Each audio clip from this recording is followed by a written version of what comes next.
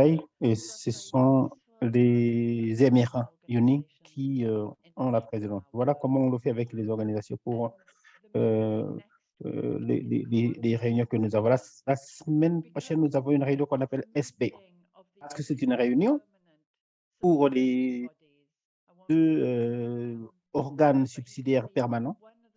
Et lorsque vous regardez les deux organes, il y a un organe qui concerne de la science et l'autre sur la mise en œuvre. Il y aura beaucoup à discuter concernant les deux organisations lors de la réunion. Est-ce que je peux vous donner la parole maintenant, Tina, pour que vous puissiez décrire quelle est la question? Oui. Donc, une des questions que nous aimerions avoir, c'est d'avoir votre engagement. Et c'est pour cette raison que nous avons ces questions pour que vous puissiez, en utilisant votre téléphone mobile ou ordinateur, vous allez à monty.com. On va vous demander aussi, quand vous a invité à cette session, de vous renseigner sur les membres des délégations qui vont aller à ces réunions, donc les réunions COP et aussi aux réunions SB. Et voilà, maintenant, c'est le moment. Nous aimerions que maintenant vous puissiez vous rendre à monty.com pour que vous puissiez maintenant, vous allez utiliser le code 55 11 77 68 pour pouvoir vous rejoindre au sondage. Et maintenant, on va y aller pour répondre à la question.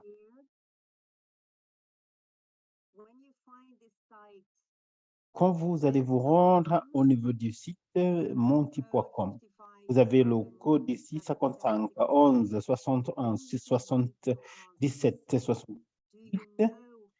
La question qu'on vous pose, c'est est-ce que vous connaissez ceux qui ont participé à ces réunions? Donc, qui participe, qui représente votre pays, cette réunion? Je ne sais pas si vous avez trouvé le site. Une fois que vous vous rendez au site, vous allez écrire le code.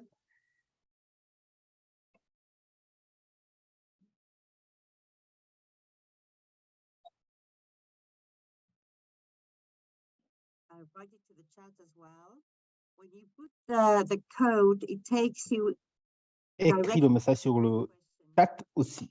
Lorsque vous tapez le code, vous allez voir directement cette question.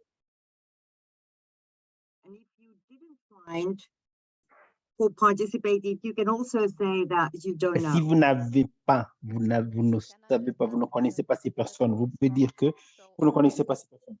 Est-ce que je peux demander pour avoir plus de consignes, d'instructions? Est-ce que vous aimeriez que nous, on donne les noms des postes? Oui, donc si vous connaissez les institutions, si vous pouvez trouver ces informations, cette information, vous pouvez donner cette information. Merci.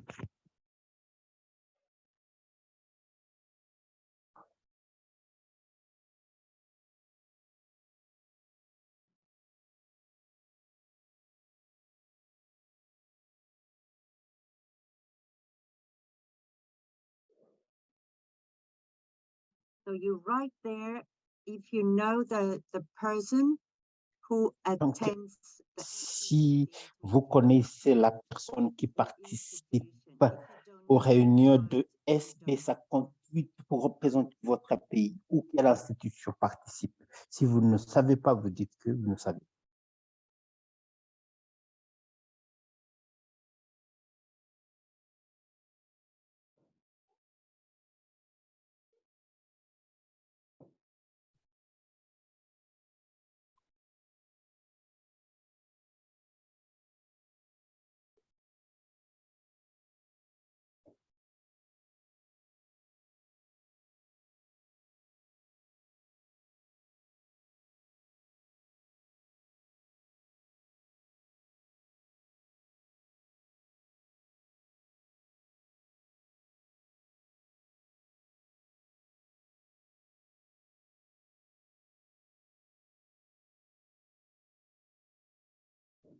when you're on the site, there are little boxes where you can write your answers.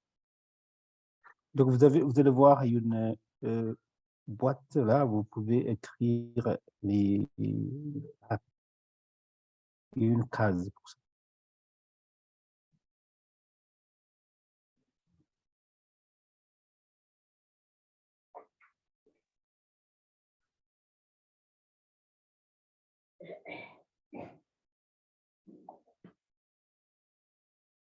It seems that people don't find the site or they don't have anything to write. J'ai l'impression que nous n'avons pas trouvé le site ou peut-être nous n'avons rien à écrire. If I interpret this now, right, Si j'interprète ça, okay, relevant ok, oui, maintenant je commence à voir, oui, les organisations pertinentes du gouvernement, les sociétés civiles, negotiators, les négociateurs principaux.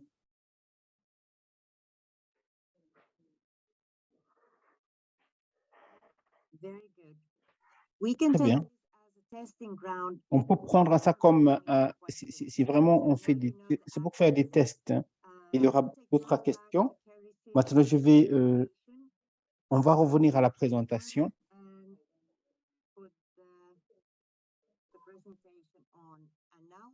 Donc, on va continuer avec la présentation. Puis nous allons maintenant parler des groupes, des partis et des circonscriptions des observateurs. Merci, Ina. Nous sommes vraiment ravis de voir ces réponses parce qu'il y a eu des confusions dans le passé. Mais maintenant, je vais essayer d'expliquer les groupes principaux qui participent au niveau international dans ce processus.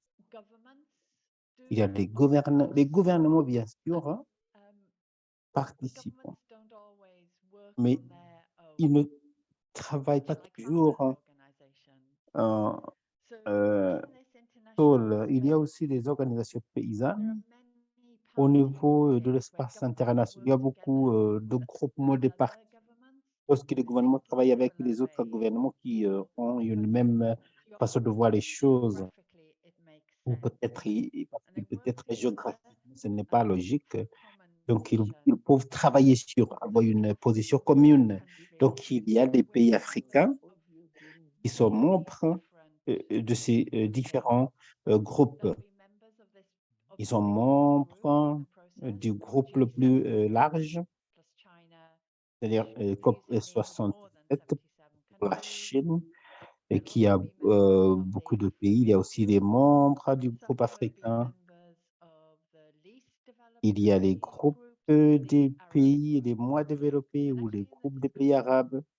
Et en fait, les discussions, quand on a une feuille de groupe, ça sera intéressant pour vous de savoir quel est le groupe auquel appartient votre gouvernement.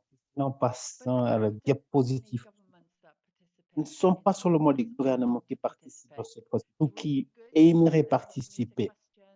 C'est bien de dire la question de multimètre, et on a vu les réponses. Vous avez parlé aussi des sociétés civiles et autres qui font partie. Et dans le processus, tout le monde qui n'est pas membre du gouvernement, on appelle ça un observateur. Il y a 9 groupes des observateurs qui ne sont pas des États. Je ne vais pas lire parce que vous les voyez sur l'écran, mais ce qui est important, vous voyez en bas à droite, en haut à droite, vous avez les organisations paysannes qui font partie de ces groupes circonscriptions. Ce sont les différents genres des organisations qui ont les mêmes intérêts ou les mêmes perspectives dans ce contexte.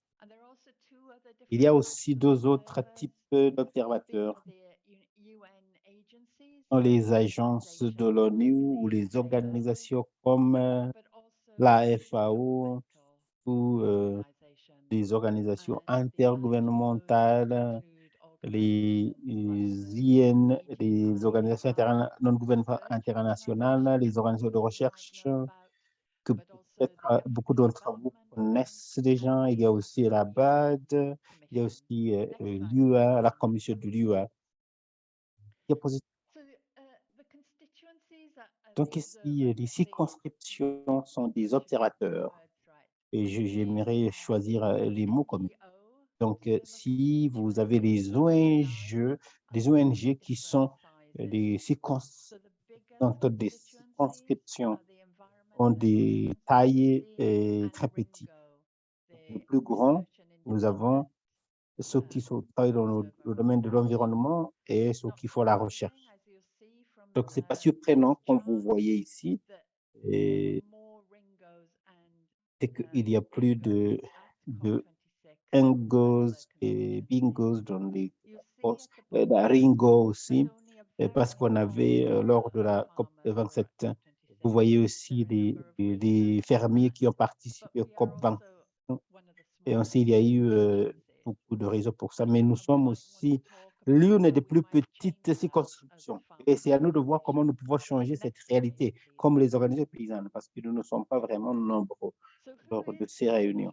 Donc, lorsqu'on se pose la question, si on arrive maintenant à ce groupement des fermiers, qui sommes-nous? Il y a des organisations paysannes qui viennent de partout dans le monde, ce sont les groupes qui représentent les petits exploitants et même les grands exploitants. Ce qui est important concernant ce groupe, c'est que chacun a une voix égale. Nous avons aussi des organisations importantes comme Agricode qui appuient les paysans au niveau de la base. Nous avons aussi d'autres organisations qui travaillent dans le développement de les pays en voie de développement. Et parce que nous avons un groupe avec une telle diversité, quelquefois c'est difficile d'arriver à une position commune et de nous mettre d'accord. Mais comme les organisations paysannes, vous le savez, comme les gouvernements, nous travaillons toute l'année pour se préparer pour la semaine prochaine, par exemple, pour le SB 58, et aussi pour le COP vers la fin de l'année. C'est notre façon de partager l'information et les expériences pour développer nos positions, nos priorités. Nous écrivons, nous préparons des propositions, nous soumettons nos opinions à l'écrit. C'est la même chose que les gouvernements font. Et avec ces soumissions, ces propositions écrites qui sont soumises, c'est une autre façon de participer. Ça ne veut pas dire que vous devez être à COP27 en personne. Donc, nous sommes impliqués dans ce processus parce que nous aimerions que les agriculteurs représentent les paysans. C'est vraiment, c'est un processus assez compliqué, mais nous avons toujours été toujours là et que nous aimons le fait qu'il y a l'opportunité pour les paysans d'être entendus et qu'on entend ce que nous avons à dire. Donc, nous ne pouvons pas travailler sur les autres dans ce processus. Lorsque nous allons travailler en groupe, on va se poser la question qui d'autre pourrait travailler avec nous pour assurer que nous sommes entendus, donc c'est-à-dire les organisations ou les constructions avec lesquelles nous pouvons avoir une position commune. Ce n'est pas sur tous les aspects, mais pour certains aspects. Merci. Christine, qui est positive suivante. Merci. Donc maintenant, je vais vous parler de ce qui se fait au niveau de la conférence SB 58 à Bonn qui commence lundi, la semaine prochaine. Et après ça, nous aurons des discussions et des négociations qui vont prendre 2 semaines. Donc, concernant la réunion officielle qui commence lundi, déjà, les négociateurs, quelques membres des circonscriptions seront à Bonn pour les réunions de préparation. Il y a certains nombres d'événements sur l'ordre du jour pendant les 2 semaines qui viennent, spécifiquement pour les négociations qui impliquent les gouvernements qui se parlent.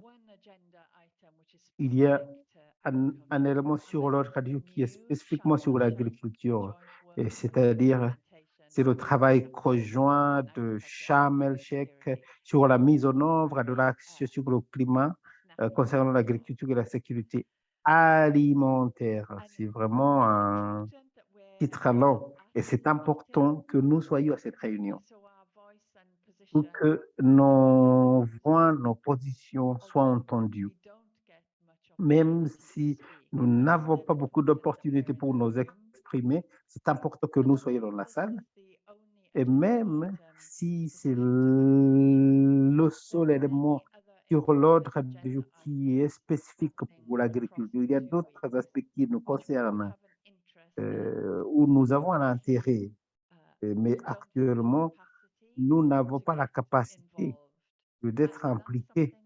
Et ça, c'est quelque chose que, comme un groupement, nous aimerions faire. Nous aimerions renforcer nos connaissances, nos expériences sur ces éléments importants pour que nous puissions souligner les choses que nous aimerions voir dans cet espace. Et certains de ces éléments sur l'ordre du jour, on va en parler plus tard. Mais il y a déjà des questions sur l'adaptation, le renforcement de capacités, le financement. Donc voilà, ce sont les éléments de négociation qui font partie du cycle annuel. Mais nous avons aussi un rôle important à jouer. Donc cette année, le président du COP 28 et l'Union des Émirats. Et ils vont assurer que les négociations se font dans une bonne atmosphère. Et comme ça, lorsque tous les gouvernements vont venir, il y a la possibilité que nous aurons des bonnes décisions. Donc, la présidence a eu un rôle de facilitation, mais ils sont aussi impliqués dans le processus, dans leurs propres priorités. Donc, ils auront des discussions au niveau différent pour les pays. Et à Bonn, la semaine prochaine, il y aura un événement sur la transformation du système alimentaire, sur la jeunesse, sur la nature, sur le climat. Et le président de COP18 a été très clair que ce soit un COP qui a l'inclusion au centre, mais c'est aussi intéressant que nous aimerions que nos voix soient les voix des personnes marginalisées et les jeunes personnes soient entendues. Il y a un certain nombre d'opérateurs qui auront les événements parallèles. Pour ceux d'entre vous qui ont participé à ces groupes, vous connaissez que c'est la seule opportunité pour les organisations des observateurs, la seule opportunité qu'ils ont pour pouvoir organiser leurs propres événements sur les différentes thématiques, c'est-à-dire ce qui est lié aux négociations. C'est une façon différente d'avoir une influence sur le processus, mais aussi on ne sait jamais qui vous écoute. Merci. Ina, diapositive suivante. Donc, pour les 4 diapos qui viennent, je vais vous parler de l'agriculture. Et j'aimerais voir pour les 6-7 ans pour que nous puissions mieux comprendre les négociations pour l'agriculture. Il y a une série de discussions techniques et c'est ce qui est plus important, c'est-à-dire l'adaptation, la gestion des sols, la gestion des nutriments, les bétails, donc pour l'élevage, les conséquences socio-économiques et en sécurité alimentaire. Comme pour toutes les autres dimensions dans ce processus. Vraiment, c'est un cycle. Vous ne devez pas regarder ce diagramme en détail, les graphiques, mais j'aimerais souligner 2 choses. Premièrement, c'est la question du cycle. Donc, Lors de 2 ans et demi de ces discussions techniques, les partis et les groupements des fermiers ont donné des soumissions sur les sujets techniques comme l'élevage, par exemple, et quand les personnes se réunissent en personne lors de la réunion de conférence à Bonn ou lors du COP, il y aura un atelier et une discussion sur les soumissions et les personnes vont entendre des experts. Et nous avons eu de la chance parce qu'on nous a invités pour faire une présentation à chaque atelier et nous avons tous soumis et des réponses écrites à toutes ces discussions techniques. Donc, on a eu l'opportunité, comme les organisations paysannes, de représenter nos opinions. La deuxième chose que j'aimerais souligner dans ce diagramme, c'est le temps nécessaire. Le travail qu'on fait actuellement, c'était un travail de 2 ans et demi. Mais ce que le diagramme ne montre pas, c'est que il y a avant 2 ans, 3 ans auparavant, il y a eu des discussions pour essayer de se mettre d'accord sur le travail qu'on allait faire. Ce que vous allez voir après ça dans le diagramme, c'est qu'après le dernier atelier qui a eu lieu en 2020, il y a eu un autre 1 an et demi à 2 ans de négociations pour se mettre d'accord sur les étapes à suivre. Ça peut être vraiment très frustrant. Et c'est-à-dire la question de temps nécessaire. Et peut-être nous allons parler de ça dans nos groupes de discussion. Merci, Tina. Passons à la diapositive suivante. Nous avons eu beaucoup à dire entre nous depuis quelques années. Donc, quelles sont les leçons apprises de toutes ces discussions et de négociations de part du travail de Coronivien? Donc, c'était vraiment très utile.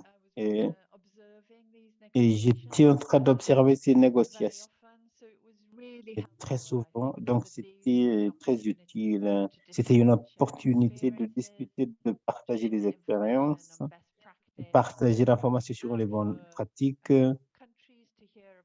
et aussi pour les pays d'entendre quelle est la recherche et la plus récente sur l'agriculture. De la part de la perspective des agriculteurs, c'est très important aussi pour les personnes qui ne sont pas impliquées dans l'agriculture d'entendre les réalités connues par les fermiers au niveau du terrain. On a souligné le besoin d'avoir une action renforcée sur l'agriculture, concernant l'agriculture, et avoir une meilleure coordination et à l'intérieur de CCNUCC,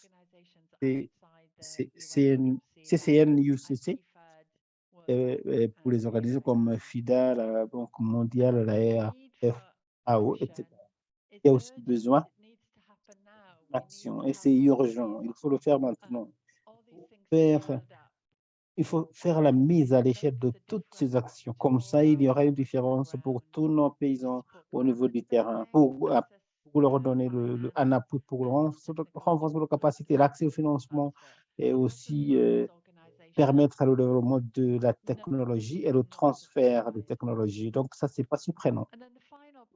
Et le dernier point ici, c'est important pour nous comme les organisations paysannes et j'espère que c'est quelque chose qui va être débattu lors de nos travail de groupe d'ici peu et ça sera, ça contribue aussi aux questions que vous avez données de la question Monti qu'on a traitée. Mais ce qu'on a considéré comme important, c'est de créer des connexions entre les différents secteurs ou les différents ministères au niveau du pays. Et pour lier le ministère de l'Agriculture avec le ministère de l'Environnement, et ça c'est important. Généralement, la semaine prochaine, au niveau de la conférence sur le climat à Bonn, les gens qui travaillent au niveau du ministère de l'Environnement auront leur espace. Nous croyons que c'est très important d'avoir aussi les ministères de l'Agriculture pour participer dans les COP.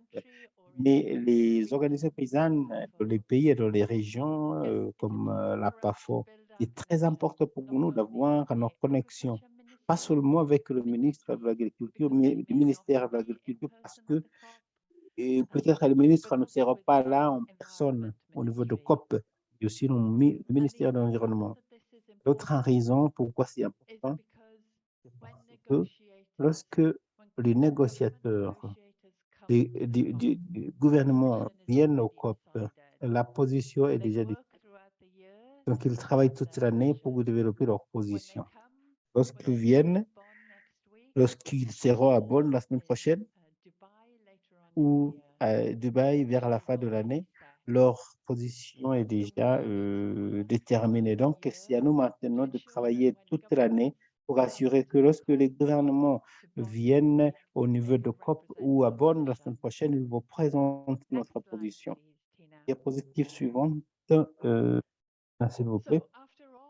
Donc, après toutes les discussions que nous avons actuellement, nous avons quelques étapes à suivre importantes au niveau de l'agriculture. Les gouvernements se sont mis d'accord sur ce nouveau programme de 4 ans qu'on appelle un travail conjoint, CHAM, sur la mise en œuvre de l'action climatique sur l'agriculture et la sécurité alimentaire. On va considérer les résultats de tout le travail qui a été fait auparavant par Renivia. Et on peut avoir des ateliers sur les nouvelles thématiques parce que Coronivia n'a pas traité. Et peut-être vous allez voir d'un côté de diapo, vous voyez les sujets, les thématiques possibles pour ces ateliers. Et ça sera intéressant d'entendre de vous, lors de votre travail de groupe, quels sont les sujets qui vous intéresseraient, comme c'est-à-dire les sujets à traiter. Et les groupes des agriculteurs ont soumis certains de ces sujets et vous pouvez proposer d'autres thématiques pour discussion. Et je sais qu'il y a quelque chose qui concerne l'agriculture. Il y a eu une discussion concernant le portail en ligne pour partager l'information. Comme les OP, nous devons réfléchir et voir comment cette opportunité pourrait être utilisée, c'est-à-dire de plateforme en ligne, comment on peut l'utiliser pour discussion. Et donc, d'une perspective des OP, pendant tout ce temps, et toutes ces discussions, on a toujours l'impression que c'est frustrant. Donc, la question qu'on se pose, qu'est-ce qui va être fait différemment d'ici 4 ans pour assurer que ce n'est pas vraiment notre exercice de parler seulement pour assurer que nos paysans au niveau du terrain, comment est-ce que le processus entier pourrait être mieux géré pour assurer que l'agriculture est importante dans les autres phases de négociation et aussi pour faire que les pays, et aussi pour les pays, et si on reconnaît l'agriculture comme important dans les plans au niveau des pays, dans les plans nationaux des pays, est-ce que nous pouvons avoir une meilleure visibilité de l'agriculture donc pour tous les éléments qui figurent sur l'ordre du jour lors de ces négociations? Comment est-ce que ces négociations autour de l'agriculture vont améliorer le financement pour l'agriculture? Parce que le financement climatique est surtout pour les petits exploitants. Il y a un pourcentage très réduit des financements disponibles, des fonds disponibles. Donc, la question qu'on se pose, comment est-ce que nous pouvons faire pour assurer que la vie de nos membres au niveau du terrain soit améliorée? Diapositive suivante, s'il vous plaît. Et je sais que vous avez reçu des informations avant cette réunion, avant cet atelier, sur ce que les différents pays ont déjà soumis leurs opinions sur ce nouveau travail CHAM sur l'agriculture. Donc, ce qu'ils aimeraient voir à l'intérieur de ce volet. Et donc, toutes ces soumissions écrites seront discutées lors des négociations la semaine prochaine et des 2 semaines qui viennent. Donc, le groupe de négociateurs africains voulait voir ce qui suit, le partage d'informations sur la technologie, l'innovation, les expériences. Ils aimeraient voir plus de partenariats, plus de coopération, plus d'apprentissage entre pairs, le renforcement de capacités et le partage de l'information sur les opportunités de financement et les capacités. Ils ont proposé des thématiques qu'ils aimeraient voir sur l'ordre du jour. Donc, c'est important de connaître vos opinions lors du travail de groupe. Et avant de conclure la présentation, j'aimerais dire que chaque année, un pays prend la responsabilité pour s'exprimer, pour soumettre des réponses écrites au nom de l'un de ces groupes. Et cette année, la Zambie va faire ça au nom des groupes de négociateurs de la Zambie, du groupe africain. Donc, la Zambie va avoir la réponse des pays africains et la semaine prochaine, ils vont s'exprimer au nom des groupements africains. Mais bien sûr, chaque pays aura une opportunité d'exprimer. Diapositive suivante, et merci Tina. Je pense que maintenant, je vous redonne la parole. Thank you, Caris. Now we would like to get your views. Alors maintenant, nous voudrions avoir votre feedback et comme ça, nous allons vers menti.com et comme ça, il y a une nouvelle question et la question se focalise. Qu'est-ce que vous pensez que devrait être traité lorsque vous parlez de la mise en œuvre du travail agricole et la sécurité alimentaire? Alors, vous allez vers menti.com. Et comme ça, je mets la question ici. Je pose la même question. Alors, si vous cliquez sur menti.com, comme vous voyez là, et puis vous utilisez le code 55 11 67 77 et 68 pour ceux qui n'ont pas encore y allé, mais pour ceux qui sont là, vous allez voir une question. Si vous n'avez pas vu la question, vous cliquez sur l'icône en bas qui dit la question suivante et puis comme ça, quels thèmes sont les plus importants pour les négociateurs et surtout sur l'agriculture. Il y a du bruit. Oui, il y a quelqu'un qui parle. Alors, il nous semble qu'il y a d'autres personnes qui utilisent leur micro. Alors, vous cliquez sur menti.com et puis vous répondez à la question.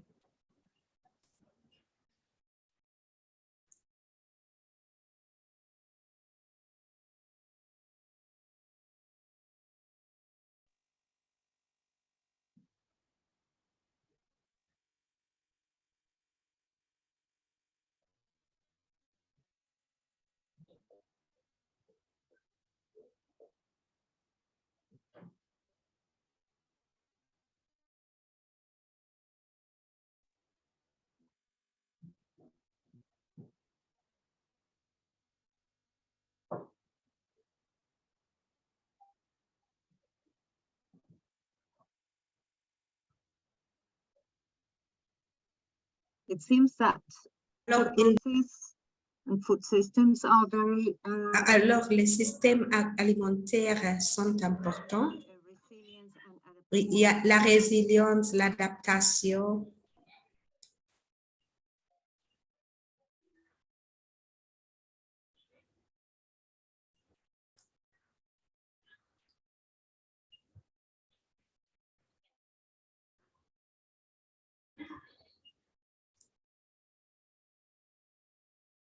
I put into the chat Alors, j'ai mis sur la boîte de discussion menti.com et puis aussi le code que vous devez utiliser pour y accéder. Et puis, j'aimerais vraiment vous excuser parce que je vois qu'il y a 2 lignes en jaune, mais il nous semble que je ne sais pas d'où viennent ces lignes. Peut-être c'était dans l'ancien Menti que j'ai utilisé. J'ai essayé de les effacer, mais ça semble être impossible. Alors, si vous écrivez la même chose, alors c'est pourquoi vous voyez que cela devient de plus en plus grand, ce que vous écrivez. Alors, et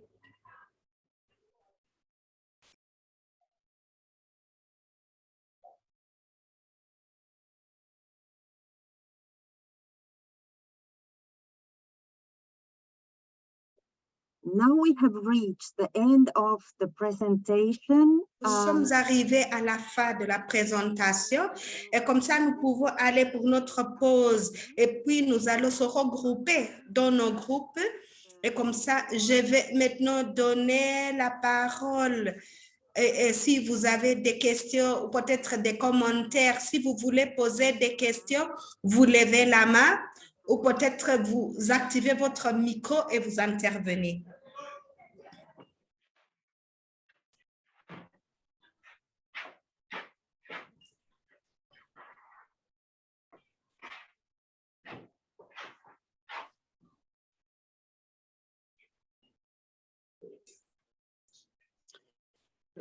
Hello, Tina. Alors, bonjour, Tina.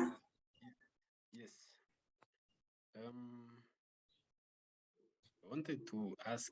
J'aimerais poser une question à Cerise par rapport au travail sur l'agriculture. L'un des domaines de focalisation et l'adaptation, l'évaluation d'adaptation. Alors moi, je me demande comment est-ce que cela se fait? Comment est-ce que nous, et surtout lorsque nous parlons de l'adaptation et surtout l'évaluation de l'adaptation, est-ce que nous avons un cadre pour faire cette évaluation? Et lorsque nous parlons de cette évaluation d'adaptation, qui devrait faire cela? C'est la responsabilité de qui? Et comment est-ce qu'on procède avec cette évaluation? Par qui et quand? C'est ça la question que je me demande. Oui, c'est vraiment une bonne question, Robert. Et vous avez raison. Et dans le travail, ce travail, le premier atelier par rapport à l'adaptation et la matrice d'adaptation.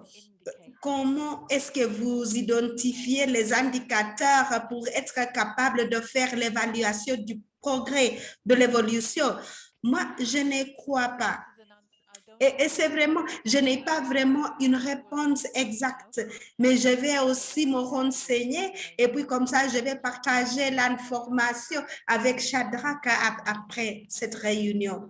Mais les gouvernements devraient rapporter l'évolution par rapport à l'adaptation. Lorsqu'ils soumettent les plans dans le processus au niveau des NDC, ils devraient mettre des indicateurs, une matrice qu'ils devraient utiliser pour faire l'évaluation de l'adaptation. Et je suis sûre qu'au niveau de la recherche, d'autres organisations vont suggérer d'autres matrices pour faire la même chose. Alors, je ne crois pas qu'il y a une seule moyen de faire l'évaluation. Mais je ne sais pas, est-ce que vous posez la question parce que vous êtes dans un projet où vous devez faire l'évaluation ou peut-être c'est une question qui vous intéresse, une question générale. Oui, je me demandais seulement, comme vous le savez, lorsque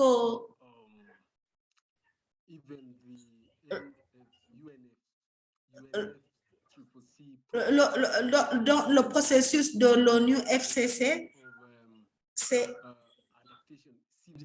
la question de l'adaptation n'est pas vraiment une focalisation à son niveau, même par rapport à l'allocation de ressources. Les données qui existent nous montrent que c'est 75% pour l'atténuation et 25% pour l'adaptation. Et pour moi, la question que je me pose, même si nous nous engageons sur ces négociations, je vois que la question de financement est un problème et surtout, et certains, alors les indicateurs que nous aimerions avoir, c'est combien nous pouvons accéder, c'est lié à la question du financement, parce que la communauté agricole, nous vivons la réalité du changement climatique et comme ça, nous devons améliorer leur résilience. Alors cela pourrait rester comme un rêve parce que là, on ne donne pas attention à la question de l'adaptation.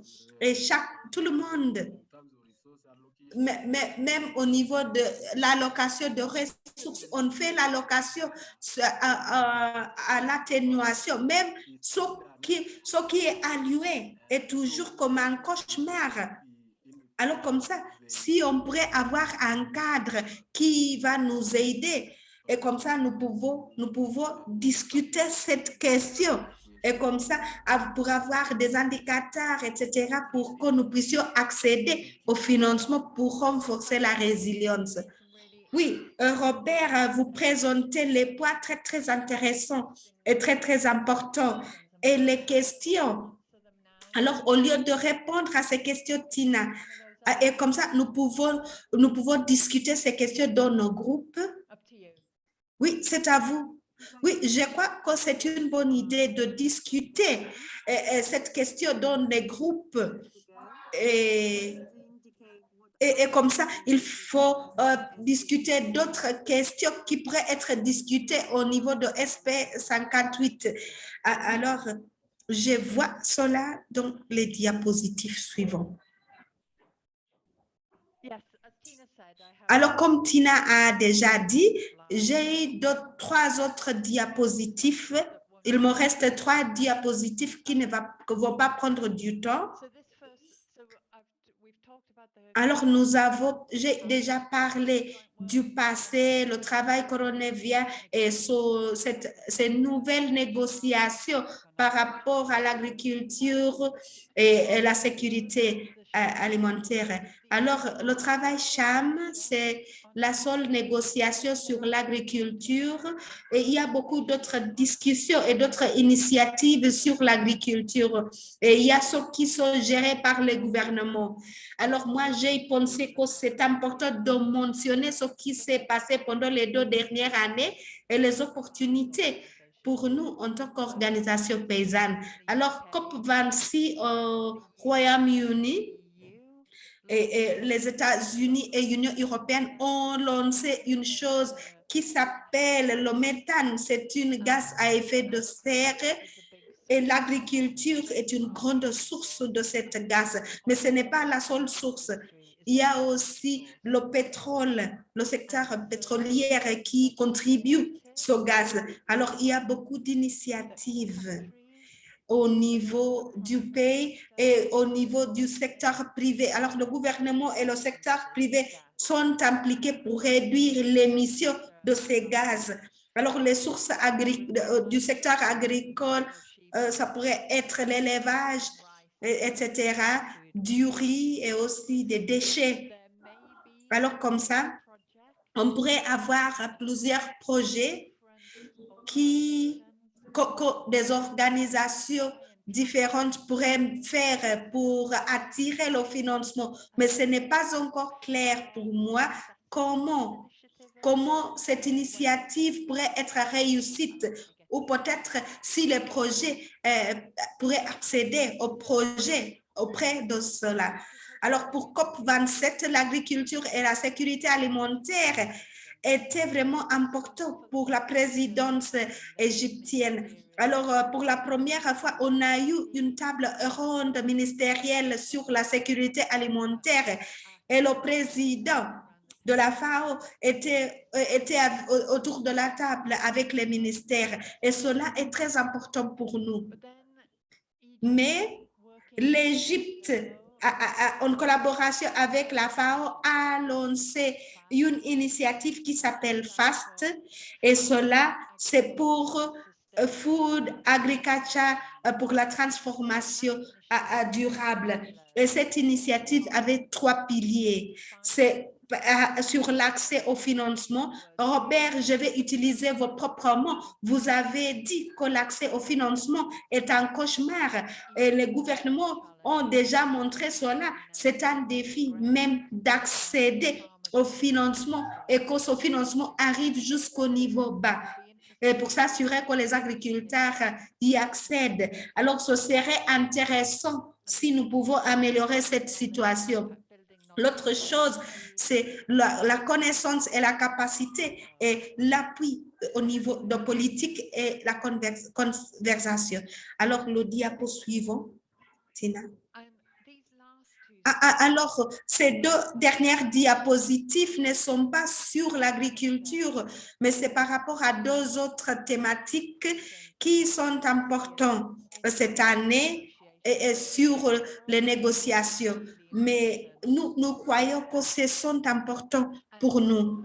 Et la première chose, c'est vraiment cette stocktake mondiale qui est liée à ce que les gouvernements ont signé en 2015.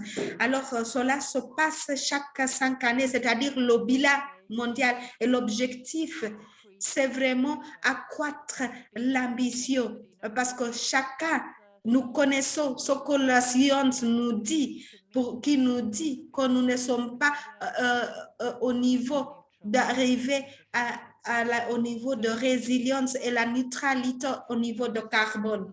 Alors, ce cycle de 5 années du bilan, c'est-à-dire de l'évaluation, aide les gouvernements d'être très ambitieux et aussi être ambitieux dans leur approche ascendante et surtout par rapport aux contributions. Alors, ce bilan est important cette année parce que c'est la première et c'est important pour le président de UAE, de COP28. Et comme ça, il y aura une grande focalisation pendant les 2 semaines à Bonn. Et l'autre chose qui est importante pour les agriculteurs, parce que nous sommes impliqués et nous avons déjà présenté nos présentations et on sera sur la table à Bonn la semaine prochaine. Et parce que l'agriculture est vraiment au premier rang et nous connaissons que l'agriculture a besoin de beaucoup plus d'investissement.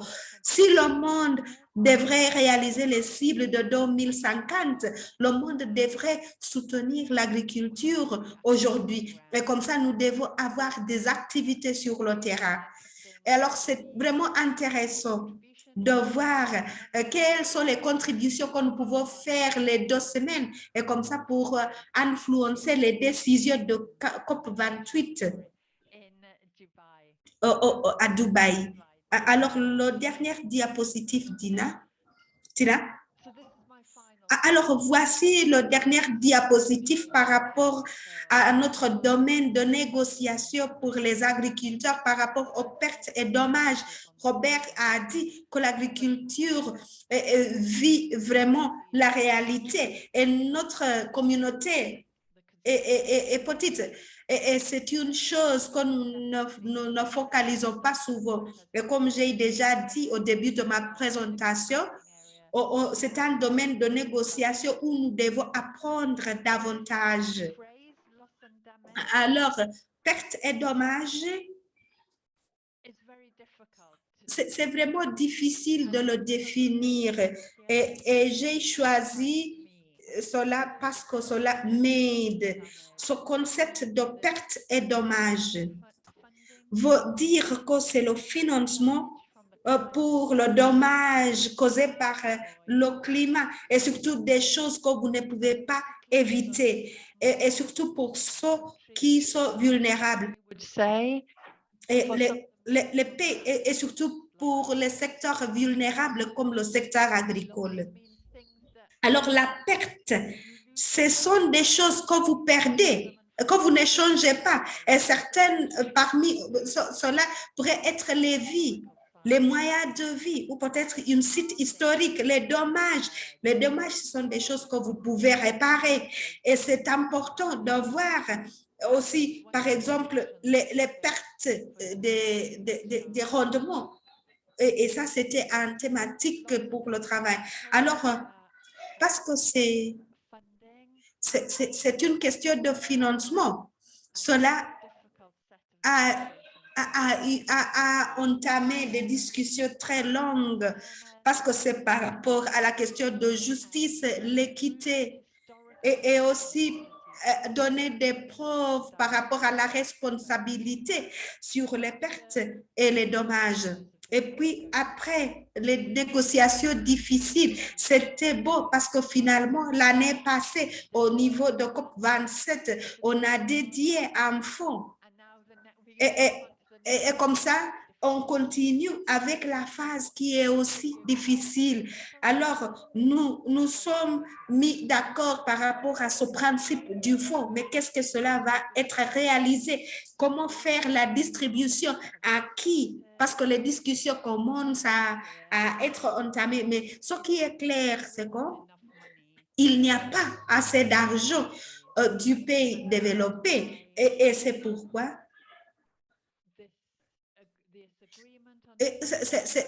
cet accord par rapport au fonds cible vraiment à recueillir l'argent des secteurs différents, des philanthropes, du secteur privé et aussi des pays développés et surtout des pays comme la Chine, comme l'Arabie Saoudite. Et comme ça, ce fonds pourrait être conçu différemment. Qui ne pourrait pas nécessairement être de l'argent direct, ça pourrait être une assurance. Et comme ça, c'est un domaine qui est très, très important pour l'agriculture. Merci, Tina. Oui, je vous donne la parole, je m'arrête là.